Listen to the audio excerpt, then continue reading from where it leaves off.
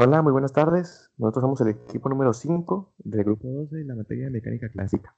Vamos a exponer el tema que es dinámica y nuestro equipo está conformado por Luis Etceder Aguayo del Ángel, César Osvaldo Martínez González, Saúl Alejandro Olivares Sánchez, Jaquín Ezequiel Cerrato Sánchez y yo, Juan Pablo Quiroz Ramírez.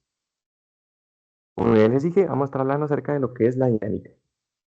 Vamos a empezar un poco definiendo qué es esto de la dinámica. Es una rama de la física que estudia cómo las fuerzas afectan el movimiento de los cuerpos. Aquí una diferencia que tenemos con la cinemática, que se enfoca solamente en analizar el movimiento en sí. Lo que hace la dinámica es que busca entender o busca analizar las causas que producen este movimiento. Ya un poco así más general, la dinámica en términos simples analiza si las fuerzas, o sea, analiza cómo las fuerzas pueden provocar ya sea aceleración, cambios en su movimiento, desaceleración o si se mantiene en equilibrio, también busca analizar las fuerzas que hacen que esto ocurra. Este campo se fundamenta en las tres leyes de Newton que establecen las reglas básicas sobre cómo las fuerzas afectan a diferentes cuerpos. Y es lo que vamos a ver a continuación con uno de mis compañeros. Las leyes de Newton. La dinámica se basa más que nada en las leyes que estableció Newton. Son las tres leyes fundamentales de la dinámica que explican las pautas del comportamiento de los cuerpos, en el cual tenemos la primera ley o la ley de la inercia, que todo cuerpo permanecerá en su estado de reposo y movimiento rectilíneo uniforme, a menos que sea obligado a cambiar su estado por fuerzas aplicadas. Cualquier fuerza externa que aplique en el sistema va a afectar el movimiento o va a hacer que se mueva o va a hacer que se detenga en este caso. La segunda ley de Newton o la ley de fuerza dice que la aceleración de un objeto es directamente proporcional a la fuerza neta que actúa sobre él e inversamente proporcional a su masa. Mientras mayor fuerza, mayor aceleración tendrá, y mientras mayor masa, menor aceleración tendrá por el hecho que ocupa más fuerza de movimiento. Y la tercera ley de Newton aplica la ley de acción y reacción, que dice, por cada acción hay una reacción por cada acción hay una reacción igual o opuesta. Si a un cuerpo A se ejerce una fuerza sobre el cuerpo B ejercerá una fuerza de igual magnitud, pero en dirección opuesta sobre el cuerpo. Estas fuerzas actúan sobre cuerpos diferentes, son simultáneos y tienen la misma intensidad, pero en sentidos contrarios. Bueno, los conceptos clave. Los conceptos clave en este tema eh, es la fuerza, que se representa con una F mayúscula, que es la fuerza es una magnitud que representa la capacidad de cambiar el estado de movimiento de un objeto. La fuerza puede hacer que un objeto en reposo comience a moverse, cambie de dirección o velocidad. Es una cantidad vectorial, lo que significa que tiene como magnitud como dirección. La masa, que se representa con una M minúscula, es la cantidad de materia de un cuerpo y en el sistema internacional se mide en kilogramos. Representa la resistencia a cambiar su estado de movimiento. Por tercero, tenemos el peso, que se representa con una W minúscula. La fuerza es la fuerza con la que un cuerpo es atraído hacia el centro de la Tierra debido a la gravedad. Es una medida de la fuerza gravitatoria que actúa sobre un objeto con masa. Y por último, la aceleración. La aceleración en física es una magnitud que describe el cambio en la velocidad de un objeto con respecto al tiempo. Es decir, mide cuánto y en qué dirección varía la velocidad de un objeto en un periodo de tiempo dado. La aceleración puede ser un aumento o una disminución de la velocidad o un cambio en la dirección del movimiento. El diagrama de cuerpo libre.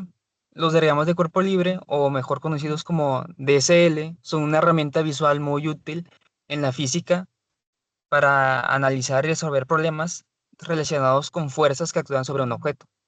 En un diagrama de cuerpo libre se representa un objeto aislado y se dibujan todas las fuerzas que están actuando sobre él, indicando tanto la dirección como la magnitud relativa de cada fuerza.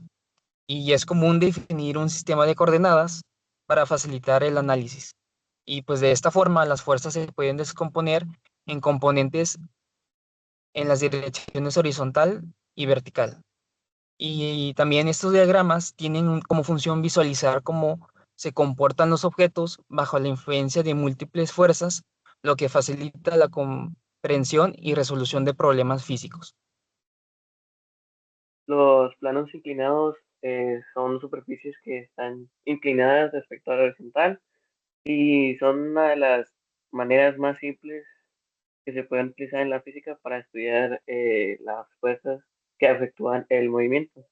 Permiten analizar cómo un objeto se comporta cuando se desliza o permanece en equilibrio sobre una superficie inclinada, al igual que los planos inclinados sirven como una herramienta fundamental para estudiar cómo las fuerzas afectan el movimiento de los objetos cuando hay una inclinación.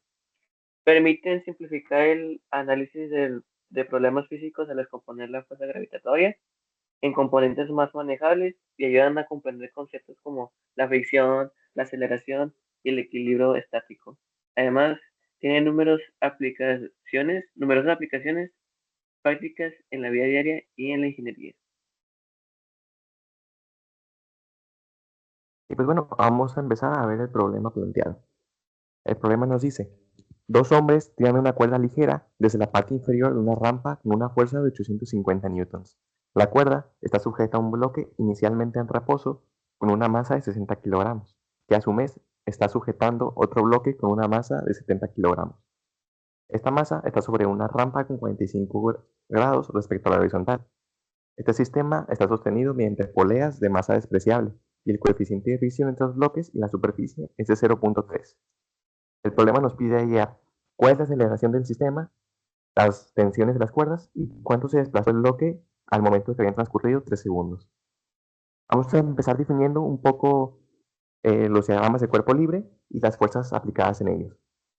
De este lado tenemos las fuerzas aplicadas y el diagrama de cuerpo libre del plano inclinado de la masa 2. Vamos a empezar por definir la sumatoria de fuerzas en X, que suponiendo que hay un movimiento, lo igualamos a la masa por la aceleración. Aquí identificamos la tensión 1, que es positiva porque va en dirección al movimiento al que tomamos positivo, y a esto le restamos la fricción que va en sentido contrario al movimiento que pusimos como positivo. De igual manera, le restamos la componente del peso en X y lo igualamos a la masa por la aceleración del sistema. Ahora, para la sumatoria de fuerzas en Y, lo igualamos a 0 porque suponemos que no hay un movimiento en ese eje. Lo cual nos queda que la fuerza normal menos la componente del peso en Y lo igualamos a 0.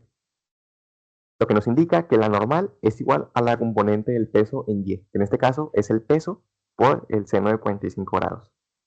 Vamos a empezar definiendo la componente del peso en Y. Primero vamos a calcular el peso con la fórmula de peso es igual a masa por gravedad. Aquí tenemos 70 por 9.8, que es la gravedad, nos da 686 newtons. Que eso por el seno de 45 nos da la normal, que es 485.07 newtons. Con este valor podemos obtener, disculpa, ahora para el otro bloque hacemos exactamente lo mismo. La sumatoria de fuerzas en X, tenemos que hay un movimiento en ese eje, por lo tanto se iguala a la masa por la aceleración. Ahora, tenemos la tensión 2, es positiva porque va en sentido al que tomamos como positivo. Le restamos la tensión 1 y la fricción, que va en sentido contrario al que tomamos como positivo. Esto se iguala a la masa por la aceleración. A eje la Y se toma como positivo un sentido hacia arriba y se iguala a 0. O sea que tenemos la normal menos el peso 1 es igual a 0. O sea que la normal es igual al peso 1. Y usando la misma fórmula tenemos que el peso es igual a la masa por la gravedad, lo que nos da un valor de 588 newtons, lo cual es igual a la normal.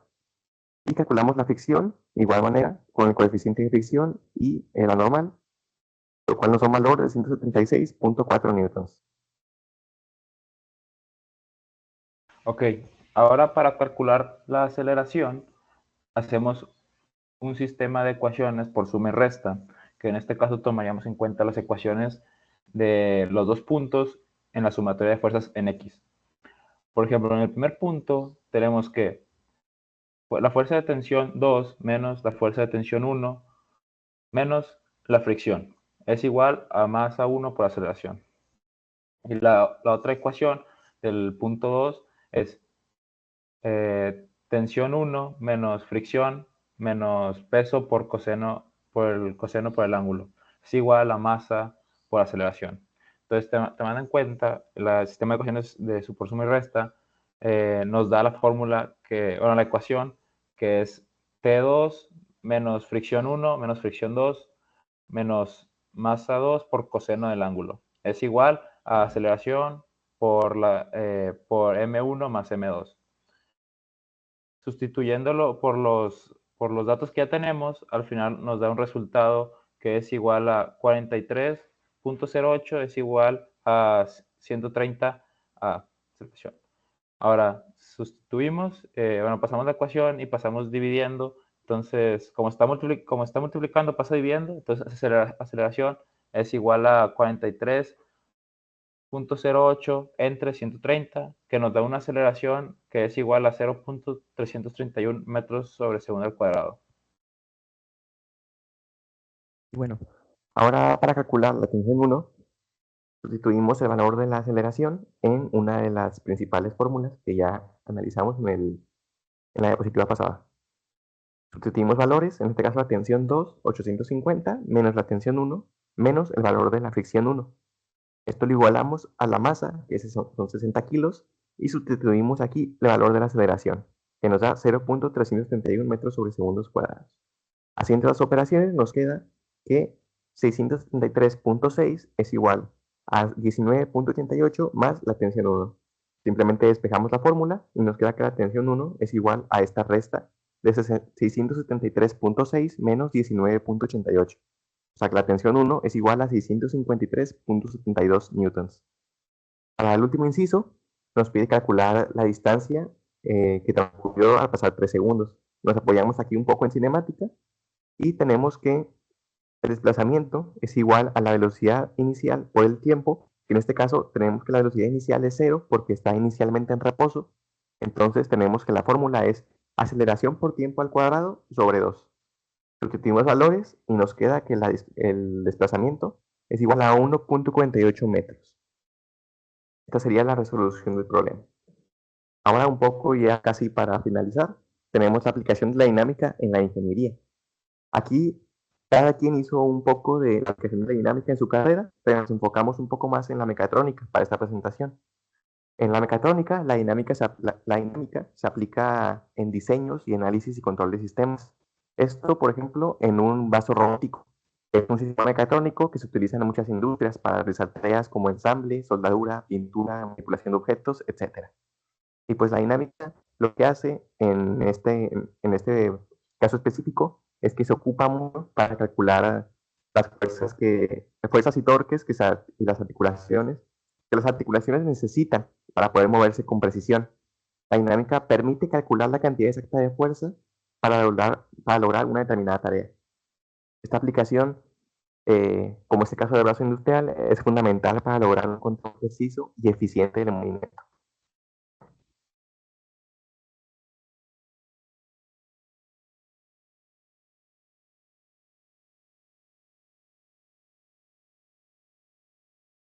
Y ya al final, como conclusión, sabemos que la dinámica en física es una rama esencial que nos permite comprender cómo y por qué los objetos se mueven, a diferencia de la cinemática, que solo describe el movimiento.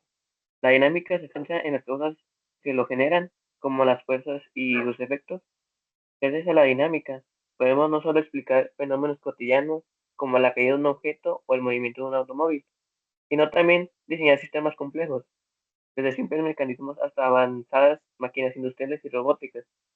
La capacidad de cuantificar cómo las fuerzas afectan a los cuerpos permite el desarrollo de tecnologías precisas y eficientes, fundamentales en disciplinas como la ingeniería, la mecatrónica y la robótica. La dinámica es clave para entender la interacción entre la materia y las fuerzas, permitiendo a la ciencia y la ingeniería aplicar estos principios para resolver problemas, optimizar procesos y crear innovaciones que transforman la sociedad y el entorno tecnológico en el que vivimos.